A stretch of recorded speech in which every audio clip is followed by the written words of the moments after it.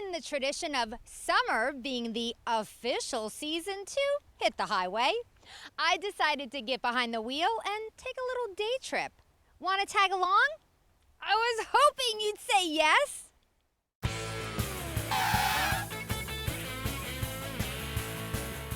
Going on my road trip is one of my favorite people in the whole world, Ryan Davila, and we decided to do a little DC trip. So where could we have gone in DC? Well, you know, we could have gone to a museum, the monuments, we could have gone hiking. Yeah, but we did not do that. Yeah.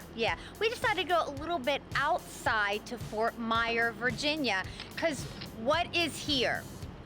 Sergeant York. That's right. Lots of horses, and one of the most famous horses in history, I think, in the Army. It's Sergeant York, and we're gonna go meet him right now. I'm already getting a little bit excited, and I know I'm gonna be super starstruck when I see him. So, are you ready? I'm ready, let's go. All right.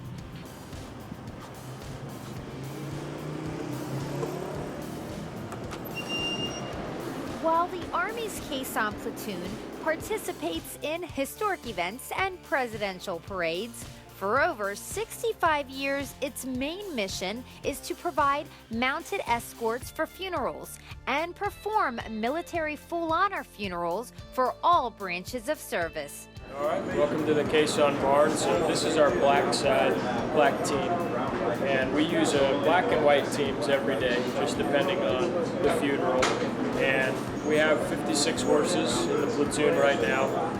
We just adopted 2 out last week, so we had 58, and 2 were recently adopted to families last week. 1 family in Texas and 1 in Massachusetts. Here's Sergeant York. He's our most famous horse. Wait, what? I get to see Sergeant York right off the bat? Yes, he's the star I really wanted to meet. See, Sergeant York is a retired Standardbred racehorse. His original name was All Aboard Jules, and he wasn't exactly showing much talent on the track. So Marie Debrisky, who was working at Freehold Raceway at the time, and also had a son, Sergeant Frank Debrisky, in the Army, knew that our military used all-black horses in many of their ceremonies. The trainer of All Aboard Jules, Dave Brandwine, decided to retire the horse and give him to Marie.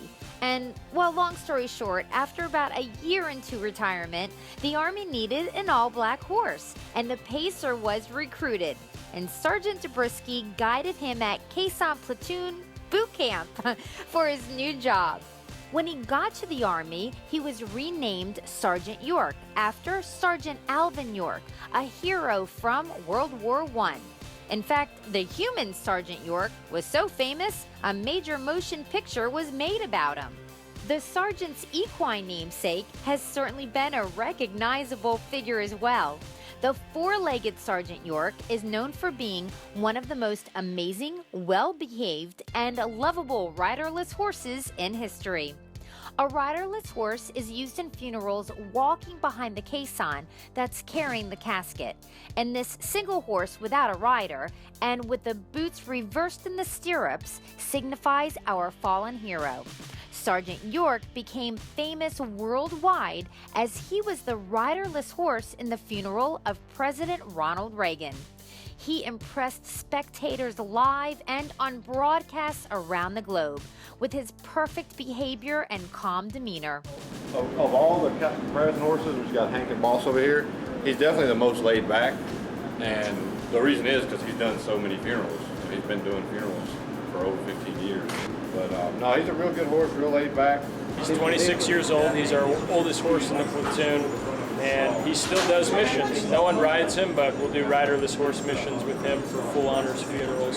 So we keep him near and dear to the heart in the Caisson Platoon. However, Sergeant York isn't the only famous 4-legged resident of the Caisson Platoon. Meet Klinger. He has a book written on him. We support an organization called TAPS, Tragedy Assistance Program for Survivors, and it's for children whose parents have passed away in the service. And we always bring Klinger out to TAPS events because he's really good with the kids. But some of the TAPS individuals wrote a children's book on him, and then they made a Beanie Baby of Klinger, and they give that to all the kids as well. So we use him for pretty much every TAPS event. We're going to take him to the Washington International Horse Show. He'll be out there, so he's a good guy. He's a big boy too, 17 hands. By the way, the Caisson Platoon has several breeds residing in the barn, including Morgans, quarter horses, Percheron crosses among them. And of course, there's a Standardbred, that would be Sergeant York, but they even have a Mustang too. And get this, 1,700 funerals a year are conducted out of this stable. Since that sounds relatively unbelievable, I'm going to say it again. 1,700 funerals a year are conducted out of this stable. This side is our white teams, and as a side note, well, you can see how they need a little extra washing in the morning. But just about all of our horses in the platoon are geldings. So we have 4 mares, but the geldings are just a little bit easier for us to work with. So we try to use all geldings. So, again, how many whites and how many blacks do you have then? Well, with 56 total, it's about half and half. At Fort Belvoir, we have a 10-acre ranch where we keep some additional horses, and we have a couple brown horses that we'll use as well just for training purposes.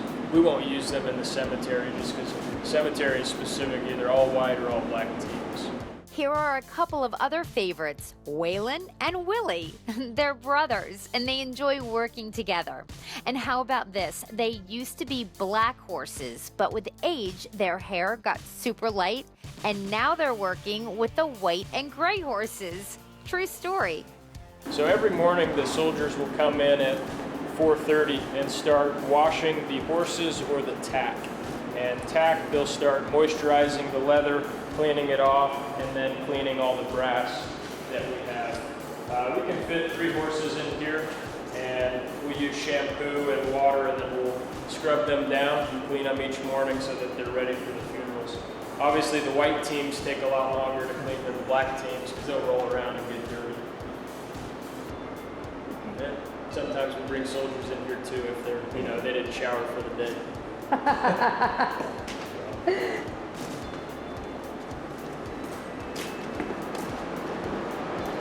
So this is our museum. So these are actual caissons that we do use in the cemetery, and we'll just rotate them by day. So this used to be a carrier for an artillery piece for a 75mm gun. They used to carry artillery, and then up in the front we used to put the ammunition and the supplies that the soldiers needed. So these caissons are original from 1918, is the frame and the wheels and all that. What we've updated are these boxes, and we've modified them so that they can carry caskets for those who've fallen for our nation. These wheels, anytime we have an issue with them, we have to take them to an Amish company to repair them because they're so outdated that no one really knows how to work on them because these are all hardwood. So they take a lot of work and upkeep, but we try to maintain the traditions of old. Also in the museum area of the stable is a shrine for Blackjack, who was used as John F. Kennedy's riderless horse during the president's funeral procession.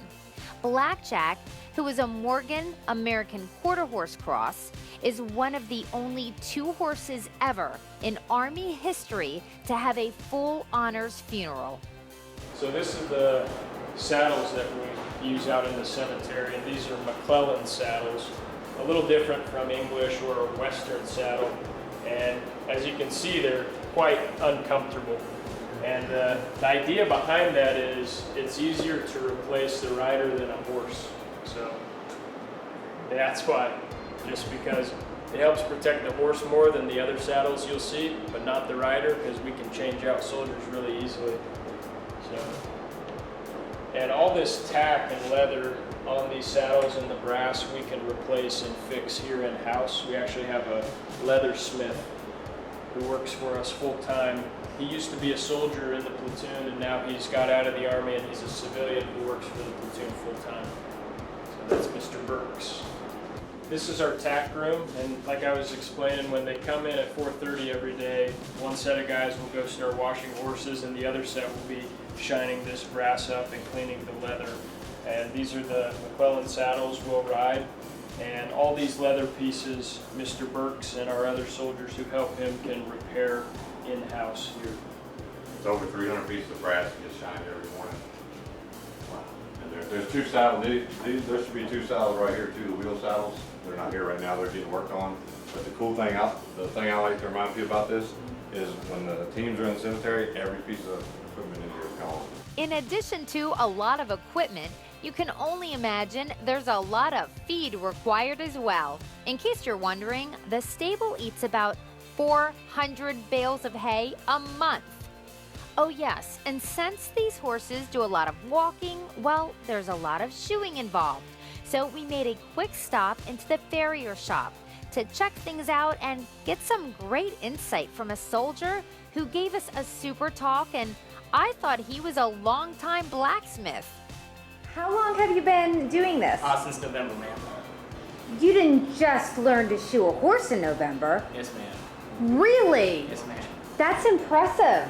So most of the guys in the platoon come here with zero horse experience, and we'll put them through a 10-week course so that they learn the basics of horsemanship, and then some of the farriers we'll send to Oklahoma to go through a formal certification training so that they can, if they decide to leave the Army, they'll have that type of skill set on paper to help them out.